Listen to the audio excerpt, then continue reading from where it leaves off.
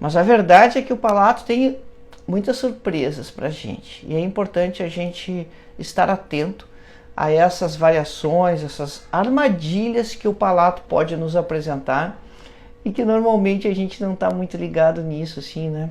A gente não está prestando muita atenção em coisas diferentes que podem aparecer ou acontecer no palato.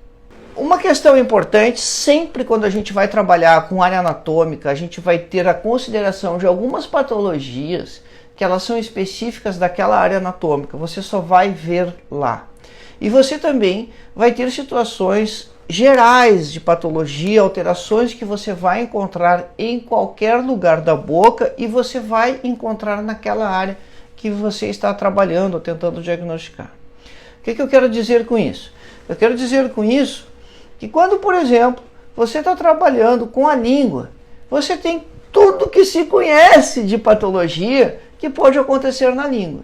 E você tem também alterações e patologias que são específicas da língua, que você só vai ver lá. Também tem, dentro desse escopo da patologia senso amplo, aquelas situações que você vai ter uma prevalência maior na língua, uma chance maior de encontrar na língua. Quer outro exemplo disso? O lábio, por exemplo, quando você está falando de mucocele, onde mais pode aparecer é no lábio inferior, mas não é exclusividade do lábio inferior você ter mucoceles lá. No palato, isso não é diferente. No palato, você vai ter muitas alterações que são amplamente distribuídas na boca, que você pode encontrar no palato duro, que você pode encontrar no palato mole. Mas você também terá algumas alterações que elas são específicas da região palatina. A nossa base, nosso conhecimento assim que fundamenta o nosso estudo de anatomia, de histologia, ele é sempre muito importante, porque ele dá um caminho para o raciocínio clínico.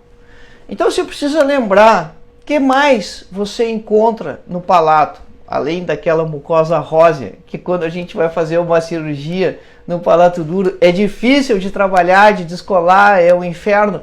Tem um outro problema, que é fazer suturas no palato duro também, que isso é difícil. Então a gente acaba lembrando, na maioria das vezes, da questão da dificuldade técnica, daquela mucosa fibrosada e difícil de manejar, e às vezes não lembra de outras particularidades que são importantes. Uma estrutura extremamente importante de se lembrar das alterações no palato é que é um campo minado de glândulas salivares acessórias. E a patologia de glândulas salivares, ela é muitíssimo rica. A patologia tumoral, inflamatória, tanto de tumores benignos quanto de tumores malignos, ela é muito ampla. E não aparece com tanta frequência. Isso é uma armadilha. É uma armadilha não só para nós, como isso também é uma armadilha para o patologista. E isso aparece no palato com alguma raridade ou frequência, enfim, como nós quisermos definir isso, e talvez essa seja uma das maiores complicações, uma das maiores dificuldades de fazer a condução e o manejo desses casos clínicos. E normalmente isso vai se traduzir de duas formas. Ou você tem um aumento de volume, ou você tem uma úlcera. E aí, como saber, né, se aquela situação que você está enfrentando ali, aquela especificidade, ela é complicada ou não, ela é um desses tumores de glândula salivar ou não. Ou ainda uma situação inflamatória, que a gente vai descrever mais adiante, que parece uma lesão maligna e na verdade não é uma lesão que vai acabar se resolvendo sozinha. E isso gera muita angústia não só para nós como para o paciente. Quando você tem essa ulceração no palato, isso chama-se alometaplasia necrotizante e logo a gente vai descrever em mais detalhes essa alteração, essa situação. Além da questão das glândulas salivares acessórias, você precisa lembrar que a mucosa, uma parte ali no palato duro, ela é ceratinizada, a outra parte do palato, que é o palato mole, ela não é ceratinizada, portanto você vai ter estruturas epiteliais, e aí você vai ter tudo que pode acontecer de patologia referente ao epitélio acontecendo naquela área ali. Abaixo disso, na verdade acima, né? Se você considerar que você está trabalhando no palato, então vai estar para cima, você vai ter estrutura óssea. E também você pode ter alterações ósseas acontecendo no palato, justamente porque vai ser a estrutura final ali que vai formar a abóboda do palato duro. Então, esse resgate da anatomia ali, de você raciocinar em cima das estruturas anatômicas que você tem na região ali, ele é muito importante para o seu raciocínio clínico, para te dar os possíveis caminhos para fazer o diagnóstico diferencial das doenças. É sempre importante e legal você definir a sua conduta baseado em como a doença se desenvolve. Isso a gente chama patogenia, o mecanismo de desenvolvimento da doença. Mas olha como as coisas vão se encaixando. Você vai lembrar de toda essa questão das estruturas anatômicas e histológicas que você encontra no palato para te dar os possíveis caminhos para o seu diagnóstico. Isso é o raciocínio clínico. Aí você cria as suas hipóteses de diagnóstico e só então, só quando você tem nome e sobrenome para aquele problema ali do paciente, que você vai saber a patogenia, o mecanismo que ela se desenvolve. E baseado nisso, então, que você vai fazer a sua escolha de tratamento. Esse é um passo a passo para você ser assertivo, para você ter bom resultado na condução do caso e na condução das doenças. Então, se você vê aumentos de volumes ali no palato, ou se você vê úlceras, gente, sempre o primeiro passo é você descartar a possibilidade dentária, a possibilidade odontogênica. Às vezes a gente esquece disso. Às vezes aparece um aumento de volume um pouco fora do que seria um abscesso agudo apical. Às vezes aparece uma úlcera no palato, que é uma fístula, mas isso não é comum de se ver. Mas acontece, principalmente relacionada à raiz palatina dos molares superiores, e a gente se perde. Mas vê bem, essas são situações simples, são situações do cotidiano. Você tem um abscesso apical agudo ou você tem uma fístula no palato. Só que eles estão acontecendo em áreas que talvez não seja o nosso dia a dia. Então, quando a gente fala de DTM, a gente fala de disfunção temporomandibular. Boa noite, Renata. Renata nos acompanha aí há muito tempo. A doutora Renata é aqui de Porto Alegre, faz bastante prótese. De vez em quando a gente troca e-mails, conversa por e-mails. Seja bem-vinda. Então, quando a gente tem essa situação de aumento de volume, de fístula e tal, gente, o dente é a primeira coisa a ser descartada. Do mesmo jeito, quando a gente está falando de DTM, é uma coisa que a gente diz bastante. Primeiro, você precisa excluir as causas odontogênicas para aquelas alterações. Depois que você sabe que está tudo bem com os dentes, e ali então você tem inúmeros dentes, e por isso são inúmeras as possibilidades de você ter um deles causando alguma alteração, que usualmente vai ser de natureza inflamatória. E resolver os problemas de natureza inflamatória a gente faz com mais tranquilidade, porque é mais do nosso cotidiano de trabalho, é mais do nosso dia a dia de atendimento, saber lidar com os problemas inflamatórios. E aí a coisa vai bem. Mas você não pode esquecer dos dentes nesse processo, né? Nesse processo diagnóstico, nesse processo do raciocínio clínico, porque a gente acaba atropelando as coisas. Aliás, né, fazendo um parêntese nessa história do palato. Hoje de manhã eu recebi um caso no consultório de uma paciente de 5 anos, enfermeira, para operar um cisto. Aí ela já tinha uma panorâmica, ela vinha em acompanhamento desde 2017, porque ela fez ortodontia. E então ela tinha exames prévios e tal, ela ainda está com a contenção, está usando um arco de Howland em cima, está com a contenção fixa embaixo. E o 31 e o 32 iam dos feitas. Como assim, né? Ela contou que fez várias trocas de hidróxido de cálcio e tal, e áreas radiopacas, pessoal, perto das raízes do 37 e do 47, com aquele padrão misto. Aí ela tinha uma conibim excelente, extremamente descritiva, que naquela área, que na panorâmica parecia radiolúcida, nos ápices do 31 e do 32, sugeria um padrão misto, descrevia claramente ali que não era uma cavidade cística.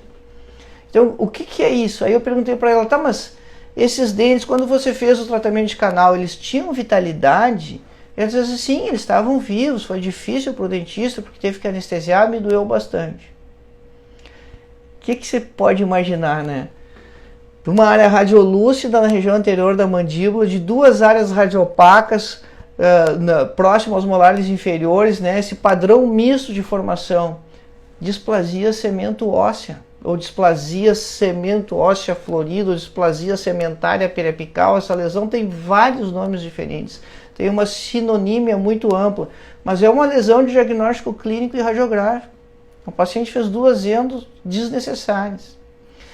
Então, qual foi o raciocínio ali, né, dos colegas que atenderam ela? Porque ela passou por mais que uma, ela passou pelo orto, passou pelo endodontista. O raciocínio ali foi ver uma lesão radiolúcida e relacionou aos dentes, mas não fez o outro passo do pensamento. Se você acha que aquilo é um cisto apical e os dentes têm vitalidade, não pode, porque o cisto apical é uma lesão inflamatória, você precisa da necrose da polpa para ele acontecer. Então é um caso que vem sendo mal conduzido há 4 anos. E displasia semento-óssea, ou displasia sementária periapical, que é o nome mais antigo, displasia semento-óssea apical, é uma lesão que periodicamente aparece em casos assim. Os incisivos inferiores são feitas azendo e a lesão não desaparece. Aí os caras vão lá e operam.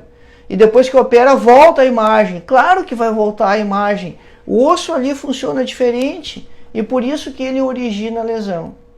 O que isso tem que ver com o palato? Afinal de contas, não é esse o nosso assunto. Isso não tem a ver particularmente com o palato, mas isso tem a ver com o raciocínio clínico, pessoal. Você vê a alteração, falei para pensar primeiro em dente, mas faz todo o processo de diagnóstico. Se os dentes têm vitalidade e aquilo parece ser de origem inflamatória, não vai ser. Então, se você tem uma úlcera no palato que você suspeita que seja essa fístula da raiz palatina de um molar superior e o dente está com vitalidade, talvez você tenha uma célula metaplasia necrotizante, talvez você tenha um carcinoma. O importante é você ampliar. Você não pode esquecer os dentes, você não pode esquecer as causas odontogênicas, mas você também não pode se limitar a elas. A gente não pode fechar o pacote, né? A gente não pode imaginar que a odontologia é só os dentes, mas a gente não pode esquecer dos dentes. E quando a gente lembra dos dentes, você tem que fechar toda a linha de raciocínio. Então, se houve necrose da polpa, aí você vai ter a patologia inflamatória. Vamos mais nessa pegada aí. Ah, mas eu posso ter uma necrose sem ter cárie? Você pode ter uma necrose sem ter cárie, principalmente por causa de trauma prévio. Como é que você vai saber disso? Bom, é a base, a grande base de muito do que a gente conversa aqui, né? É a sua anamnese com o paciente, é você ter um bom inventário, um bom questionário de tudo que aconteceu, para você não se perder nesse diagnóstico diferencial. E no palato isso não é diferente. Então, lance importante, se você não conhece, não sabe, né, fora da história do palato, sobre displasia sementária periapical, displasia semento-óssea periapical, tem 1000 nomes, dá uma lida nisso. Desconfia de imagens radiolúcidas na região anterior da mandíbula de dentes inferiores que têm vitalidade. Isso não se faz nada, se faz apenas o diagnóstico e o controle radiográfico. É frequente a gente receber casos onde os colegas estão pedalando nisso. Isso é conhecido há décadas. Não dá para a gente ficar errando naquelas coisas que são conhecidas. Mas vamos ver umas imagens então, né, para deixar o negócio mais animado. Gente, o que tem de anatomia ali importante? Ali você tem os forames palatino maior e menor na seta mais inferior e você tem o forame nasopalatino ali na papila incisiva. Então ali são áreas que você vai ter vascularização, vai ter inervação. Na área ali do forame nasopalatino, você não precisa ter maiores preocupações se você for fazer alguma abordagem ali, porque você pode romper aquele feixe ali sem problema nenhum. Não tem maiores consequências para você fazer hemostasia ali, ou questão de parestesia na região anterior da maxila. Não fica parestesia ali, ninguém sabe por quê, é um mistério.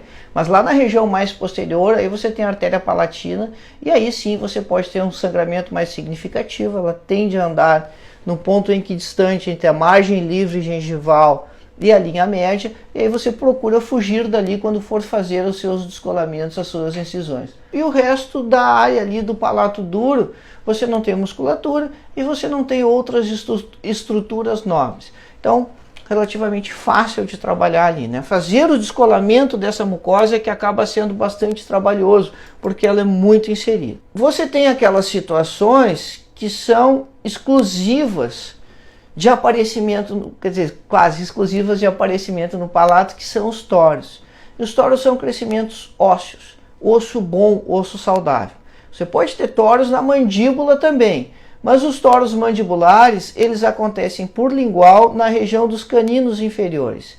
E a grande questão é aqui, o que fazer com esses tórios? Depende, a gente tem várias possibilidades aqui. A primeira delas é não fazer nada, é não remover. Como no caso superior ali, que você tem um tórax pequeno, indolor, assintomático. E é muito importante a gente mostrar isso para o paciente. O paciente precisa saber que ele tem essa alteração na boca.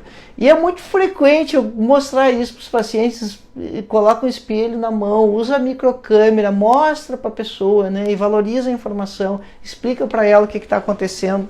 E a pessoa às vezes tem uma longa história odontológica e ela acaba dizendo para você assim que nunca nenhum colega tinha mostrado isso, né? Não pode, gente. A gente tem que mostrar essas alterações todas que a gente acaba identificando.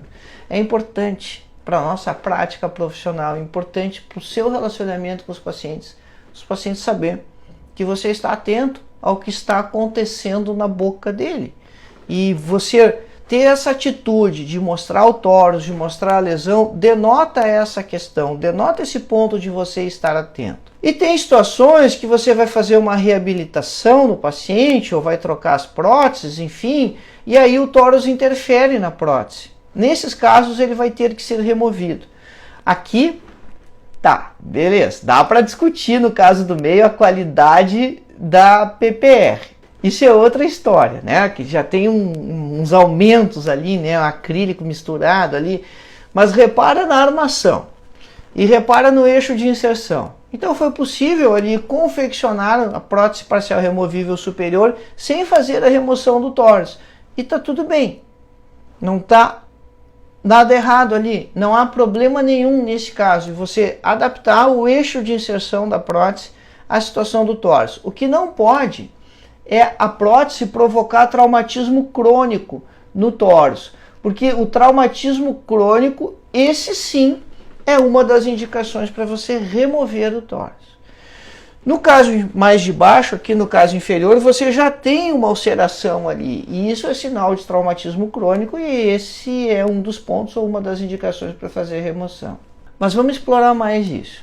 Quando está indicado, quais são as situações de remoção? Então, se isso está crescendo, se isso tem atividade, né? Está aumentando de volume e o paciente está percebendo que isso está aumentando de volume. Se isso tem interferência na inserção da prótese e se isso tem trauma crônico ou se o paciente tem cancerofobia. O que é cancerofobia? A pessoa ter medo que aquilo seja câncer de boca.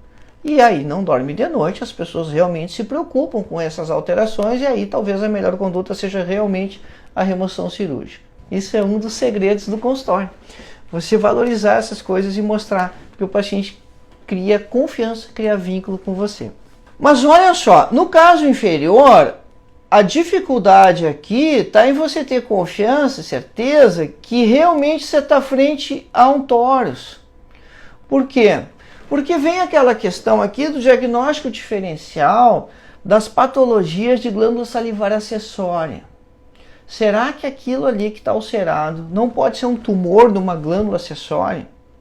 Será que aquilo ali que está ulcerado nesse caso inferior aqui não pode ser o início de um carcinoma mucoepidermoide ou de um adenocarcinoma e por aí vai, porque a patologia de glândula salivar ela é muito ampla, a patologia tumoral ela é muito grande. Como ter certeza disso? Bom, a dúvida pode existir, mas um ponto muito importante aqui no diagnóstico diferencial é o seu exame físico e a sua conversa com o paciente. Primeiro é saber se ele já tinha isso. Se ele sabe que tem esse aumento de volume há muitos anos, esquece a história do carcinoma. Se você está pensando que é um carcinoma e o paciente sabe que tem aquilo há muitos anos, gente, você não conversou com o paciente, né? Tá faltando mais papo aí, tá faltando mais anamnese. Com aquele volume é difícil ele não saber que tivesse aquilo. Então, se isso tem 2, 3, 4, 5, 6, 15 anos de evolução, não tem como você achar que aquilo é maligno, porque nenhum tumor maligno leva tanto tempo assim. E outro ponto aí é o exame físico, né? Depois da anamnese, o exame físico, você vai tocar. Tumores, mesmo tumores sólidos, mesmo neoplasias, eles são compressíveis. Você consegue comprimir a lesão quando você coloca o dedo e aperta a lesão. E nesse caso, quando você comprimir ali, aquilo é duro, é endurecido porque tem osso embaixo.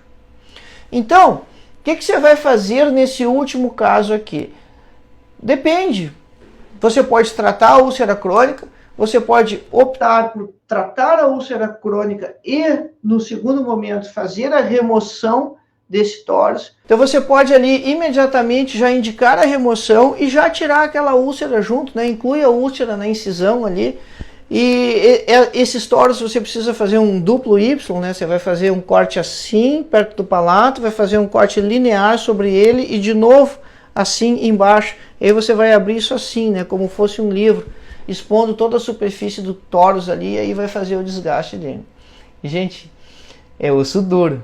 Então prepare uma fresa cirúrgica, né? Se você vai fazer essa remoção, ou então prepare uma broca para fazer sulcos ali e fragmentar ele, porque dá trabalho você fazer essa remoção aí de tórax, né? Tem que desgastar bastante. Não é tão simples, não é tão fácil assim. É simples, mas não é fácil, porque acaba sendo ali uma estrutura muito mineralizada, né? Uma estrutura que é bastante resistente. Olha só. Esse caso mais inferior tinha a armadilha de você fazer o diagnóstico diferencial. E nesses dois casos aqui, de novo você tem essa armadilha de fazer o diagnóstico diferencial no palato. Mas olha só, é importante você pensar no passo a passo do raciocínio clínico aqui nesses casos de pacientes, né? Então, naquele aumento de volume posterior, bem lá atrás, no caso inferior aqui, você vê o aumento de volume, de novo você vai palpar, vai colocar o dedo lá. E quando você palpa, nesse caso aqui, ele não é endurecido como no tórax. O tórax é na linha média, isso é lateralizado. Então quando você vê esses aumentos de volumes nodulares, que não estão na linha média, que quando você toca neles, eles são mais flácidos, aí você tem que ampliar o seu leque de diagnósticos diferenciais. E aí sim você deve lembrar da questão das glândulas salivares acessórias, porque ali tem muita glândula salivar acessória. Segundo ponto aqui. Segundo ponto é você pensar que tipo de situação pode estar acontecendo. Ó, já queimou uma história do dente, tá? Então já sabemos que aquilo ali não é um abscesso, essa questão de eliminar causa dentária, ela já foi superada nesse caso. Aquilo é indolor. Se fosse um abscesso naquela região, ele ia ter rápida evolução, o paciente ia ter muita dor. Abscesso em palato dói bastante, porque não tem espaço para você colecionar pus ali. Então, à medida que o abscesso vai formando, ele vai dissecando o periósteo. E essa dissecção do periósteo pelo pus é que dá dor intensa. Então, se você vê esse aumento de volume ali no palato, e que é indolor, mesmo que o paciente não tenha muita precisão no tempo, ele sabe que isso aí não tem 2, 3 dias de evolução como teria num abscesso. Aquilo ali já está há mais tempo, talvez semanas, talvez meses. Posso pensar em tumor benigno de glândula salivar acessória, o que mais acontece? O adenoma pleomórfico. Sim, você deve pensar nisso. Posso pensar em algum tumor maligno? Pode, mas não tem úlcera, Maurício. Mas acontece que às vezes os tumores malignos de glândulas salivares acessórias, eles ainda não ulceraram, porque eles começaram dentro da glândulazinha. E a glândulazinha, ela está submucosa, ela está abaixo do epitélio, ela está lá no conjuntivo. Então é preciso que aquele tumorzinho ali da glândula, ele vá crescendo, vai crescendo, vai crescendo, vai dar um aumento de volume, aí ele vai romper a cápsula da glândula e aí ele vai chegar na superfície. Olha só, é um raciocínio, pessoal, um pouco inverso do raciocínio do carcinoma espinocelular. Porque no carcinoma, aquela úlcera começa a se formar no epitélio da superfície, e aí ele infiltra, aí ele vai para dentro do tecido. Quando você tem esses tumores começando nas glândulazinhas do palato, a glândulazinha do palato está submucosa. Então é preciso que ele infiltre a glândulazinha vai ganhando volume e ainda não chegou aqui na superfície. Aí o tumor rompe a cápsula da glândula, aí ele vai chegar lá e é aí que você vai ter ulceração. Então, esses aumentos de volume lá no palato, gente, é sempre tenso. É sempre tenso. Mas e aí? Bom, a gente tem aí algumas condutas possíveis, né? Uma conduta assim, tipo mundo dos sonhos, né? É o paciente ir para o bloco cirúrgico já com cirurgião de cabeça e pescoço, ele vai abordar a lesão sem diagnóstico ainda, vai fazer uma biópsia parcial por congelação no transoperatório. Olha que troço, né? Top. Aí o patologista vai só dizer se é maligno ou benigno, porque é isso que dá para dizer por congelação. É feito na hora, ali congela a peça, ele olha e define se é maligno ou benigno. Aí ele faz a cirurgia de acordo com esse diagnóstico. Ou ele amplia a margem e faz uma cirurgia grande, agressiva, se for maligno, ou ele faz uma cirurgia conservadora se for um adenoma pleomórfico, monomórfico, alguma lesão benigna.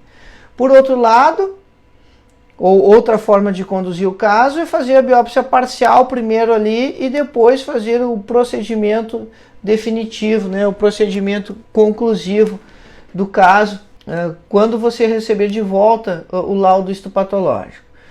Mas olha a imagem de cima, a imagem que está com a seta amarela ali.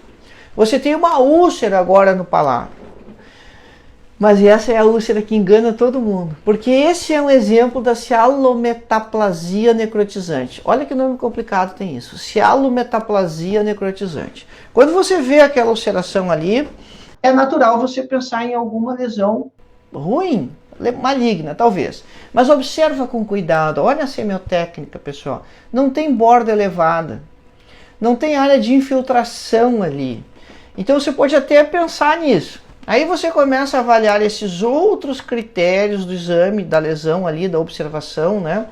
É que a gente bate o olho e já quer dizer o que é, e não pode ser assim. A gente tem que analisar com bastante carinho ali e tentar perceber todas as nuances ali que a lesão tem, porque é isso que vai diferenciando a gente, né? É isso que vai construindo o raciocínio clínico, você vai observando os detalhes, né? O diabo mora nos detalhes, a gente tem que cuidar cada um desses pontos ali. E aí você toca, aquilo é molinho, é flácido, dói um pouquinho quando toca ali. Então o que acontece na cialometaplasia necrotizante? Primeira coisa muito importante você saber é que essa lesão ela foi descrita na década de 1970. Então é uma lesão que se conhece há 50 anos. Ah, mas como assim? Não acontecia antes? Acontecia, mas era diagnosticada errado, até do ponto de vista microscópico. Aquilo era confundido, até no microscópio, com carcinoma mucoepidermoide. E muitas maxilas foram removidas, achando que o paciente tinha câncer, quando na verdade ele tinha uma lesão inflamatória que cura sozinha, mas que demora. Como ela leva para curar aí 4, 6 semanas, todo mundo fica nervoso com uma lesão que não cura em 4, 6 semanas e que é uma úlcera. Então era muito frequente essa confusão com o carcinoma, até que daqui a pouco um patologista se deu conta que o que acontece ali é uma necrose de uma glândula salivar acessória. De novo, glândula salivar acessória na jogada. Pode acontecer no palato mole também. E tem uma história clássica. Não sei se ainda contam isso nas faculdades de odontologia, mas era uma história que se ouvia muito assim, né? Você ia fazer uma infiltração, uma anestesia infiltrativa no palato mole, e o professor de anestésio dizia assim, não usa anestésico demais, porque senão a vasoconstrição pode abrir uma úlcera no palato. Não usa muito anestésico infiltrativo no palato mole quando você fizer uma anestesia, porque pode abrir uma úlcera lá que é resultado do vasoconstritor. Isso, quando eu era acadêmico, a gente escutava muito isso, a gente tinha medo de fazer mais do que 1/3 de tubo lá no palato mole por causa dessa úlcera. Isso é uma cialometaplasia necrotizante. Morria de medo. Na verdade, você está induzindo uma cialometaplasia necrotizante quando você faz isso. Porque a cialometaplasia necrotizante é uma necrose isquêmica. E como a gente chama necrose isquêmica? Tem uma palavra para isso. bem conhecida. Só que às vezes a gente não sabe que necrose isquêmica, essa palavra significa necrose isquêmica. Necrose isquêmica é infarto. Infarto do miocárdio é uma necrose isquêmica do miocárdio. Então ali você tem um infarto de uma glândula salivar acessória, a necrose isquêmica de uma glândula salivar acessória. Como a glândulazinha infartou, ela necrosou.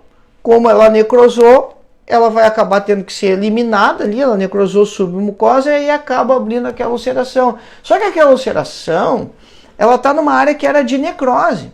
Por isso que demora para cicatrizar. E aí vamos juntar os pedaços das coisas aqui.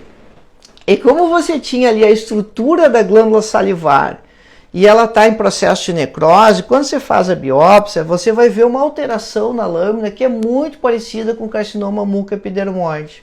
E daí que vinha essa confusão. Até que um dia, uma pessoa mais iluminada que as outras, claro, percebeu isso. Percebeu que aquilo era uma glândula necrosada e não uma glândula infiltrando, não uma glândula tumoral. E aí foi feita essa descrição da cialometaplasia necrotizante. Voltando para a questão do anestésico, quando você infiltra lá no palato, e aí não é só no palato mole, é no palato duro também, né? No palato duro, nós percebemos isso com mais facilidade, porque você tem que fazer força para anestesiar, porque não tem espaço para anestésico ali. Então, à medida que o anestésico vai entrando, ele vai secando a mucosa ali e vai afastando a mucosa. Junto a isso, né, junto a essa compressão pelo volume do anestésico, você tem o vasoconstritor atuando ali. Então você cria esse cenário que pode induzir a essa necrose isquêmica da glândula. O fator causal é você induzir isso com anestésico, mas isso acontece espontaneamente. E a grande maioria dos casos acontece espontaneamente realmente, porque a gente já sabe que nós somos capazes de induzir isso. O que aconteceu depois na história do mundo?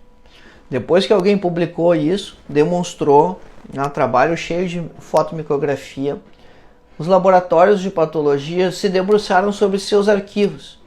E isso tende a acontecer cada vez que uma situação nova ela é descrita na literatura, alguma coisa que a gente não conhecia, ou quando, por exemplo, você tem a reclassificação dos tumores odontogênicos ou dos cistos odontogênicos, muda alguma coisa, os laboratórios de patologia vão atrás nos seus arquivos dos casos que estão lá. E aí houve muitos artigos publicados na década de 70, na década de 1980, revisando os diagnósticos de carcinoma mucoepidermoide que os laboratórios de patologia tinham nos seus arquivos. E muitos desses diagnósticos de carcinomas mucoepidermoides eram cialometaplasias necrotizantes. Um detalhe aí, né? Qual é o manejo desse caso? Gente, é úlcera crônica. Você tem que dizer para o paciente que vai demorar para cicatrizar, de 4 a 6 semanas, e aí você acompanha esse paciente semana a semana. Porque se isso aumentar, bom, aí presta atenção, né? Se isso aumentar, talvez seja realmente um carcinoma mucoepidermoide.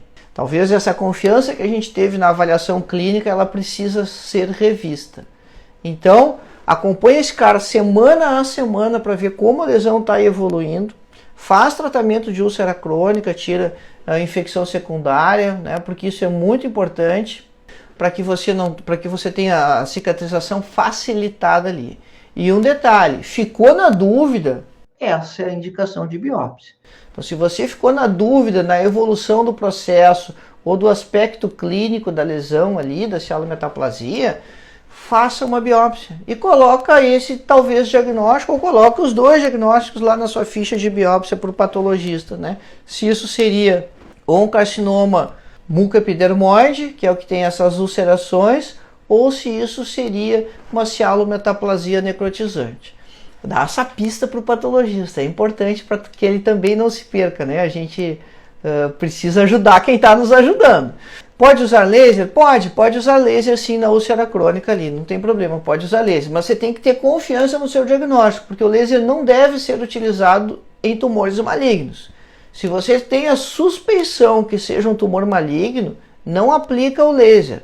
Tem que ter confiança que é a cialometaplasia necrotizante. Ou então, você pode fazer uma semana de tratamento, por exemplo, com clorexidina para tirar a infecção secundária. Na semana seguinte diminuiu, isso é um sinal excelente. Aí dali para frente você considera a possibilidade de usar o laser, se você tiver dúvida, tá? Agora, se você tem, por exemplo, a história, né, que o paciente sofreu anestesia ali, apareceu a ulceração logo depois da anestesia, fechou, né?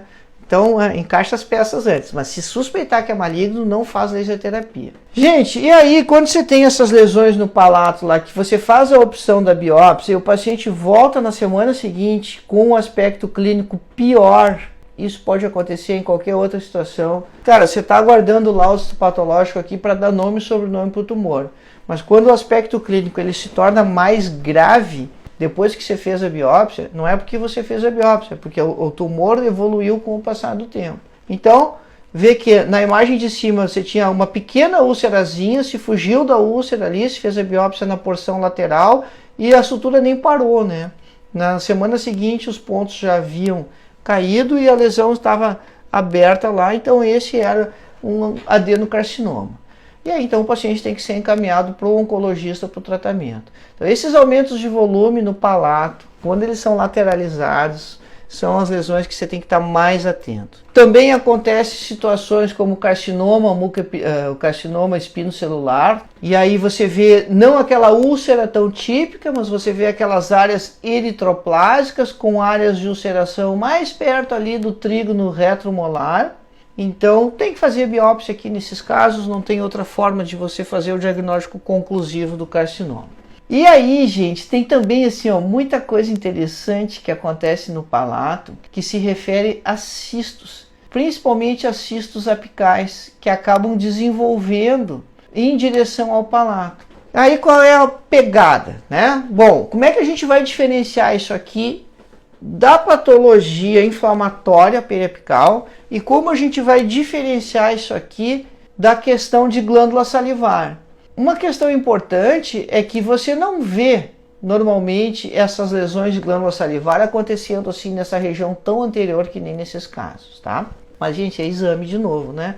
Exame e anamnese. É o passo a passo do processo diagnóstico. O que você vai investigar aqui? Se isso tem dor e o tempo de evolução, porque se isso aqui é abscesso agudo, com esse aumento de volume, isso aqui tem uma dor enorme, uma dor tremenda, justamente por não ter espaço ali e o periósteo ter que ser dissecado para acomodar todo esse volume de supuração ali. Aí você coloca o dedo no palato ali, pressiona aquela lesão e aquilo vai para dentro. É flácido. E o paciente não tem defesa. O que significa dizer que o paciente não tem defesa? É que você vai tocar nele e ele fica de boa, né? Ter defesa é ele tentar se defender. Você toca e ele pula. O que provoca a defesa do paciente? É dor. Se ele está sentado ali de boa, você aperta um aumento de volume como aquele ali, ele não tem reflexo nenhum, ele não tem nenhum tipo de defesa, então você está distante de alterações inflamatórias, ou pelo menos inflamatórias agudas. Você pode ter um cisto apical que foi de origem inflamatória ali, mas, gente, é um cisto, né? A patogenia é outra. Então, quando você toca ali, você não tem defesa do paciente, o próximo passo é você fazer a investigação dos dentes ali. Você consegue fazer o exame sem que ele tente se proteger. E um daqueles pacientes ali tem inclusive os dentes rígidos, aconteceu por trauma, né? Ele caiu, bateu os dentes, não houve fratura dos dentes, mas houve necrose. Mas quando você fizer o exame radiográfico ali, então o próximo passo, exames complementares, né? Você vai fazer o exame radiográfico ali, você vai perceber a relação com os dentes e aí teste de vitalidade pulpar, né? Algum daqueles dentes ali tem que estar necrosado, né? Para que você tenha um cisto apical que cresceu daquele tamanho ali. Na região anterior da maxila ali, quando a maxila se forma, você tem os dois processos palatinos e a pré-maxila aqui. O processo globular da maxila são 3 maciços embrionários que vão se deslocando na formação do embrião. E eles acabam se soldando. Quando você tem uma falha na soldadura desses 3 maciços que formam a maxila, o processo glóbulo maxilar, o processo que é o anterior, e os processos palatinos, você tem as fissuras palatinas, o lábio leporino e toda essa consequência.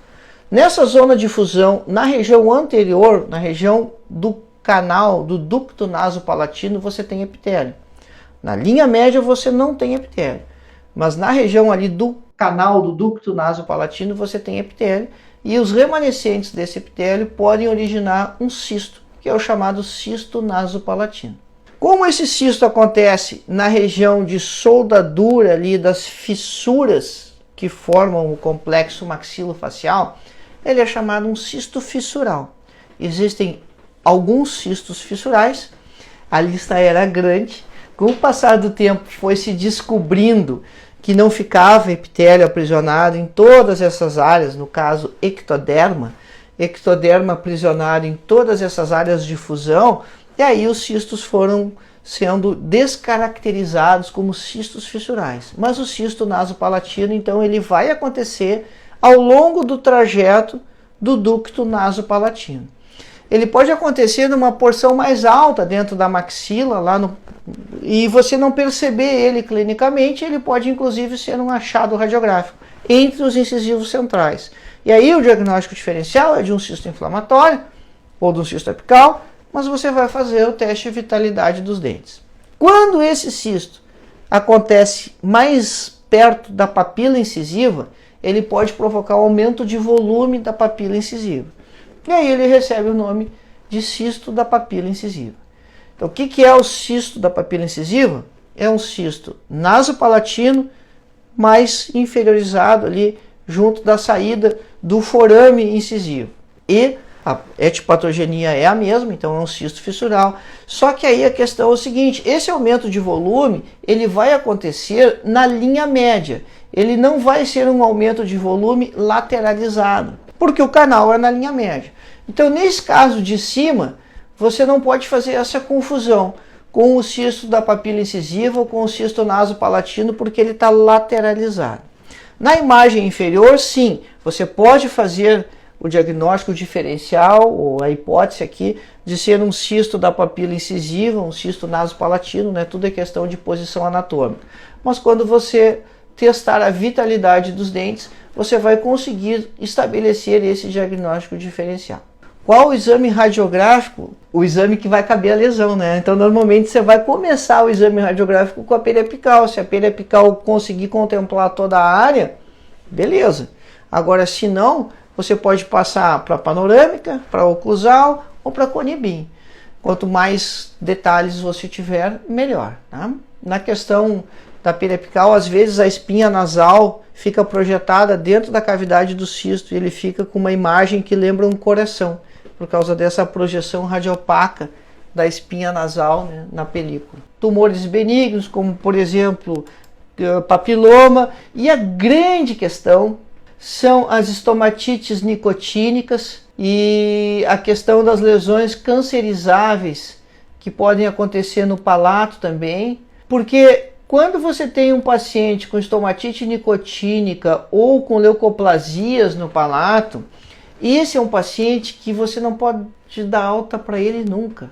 É um paciente que tem que ficar permanentemente vinculado com você no consultório, porque ele tem lesões cancerizáveis e você não sabe qual vai ser a evolução desses casos. A estomatite nicotínica e as leucoplasias são pacientes que você não pode liberar eles por causa que você não tem a definição, né? A avaliação de prognóstico desse paciente ela é muito difícil. É muito difícil você saber como essas lesões vão se comportar ao longo do tempo. Então você precisa fazer esse acompanhamento de uma forma muito próxima. E esse é um grande potencial de atendimento consultório. Então o fumante já é um paciente que tem que ser crônico do dentista, né? Você não pode dar alta para ele. Agora o fumante que tem lesões na boca, esse muito mais, esse vai precisar muito mais de atenção, de acompanhamento.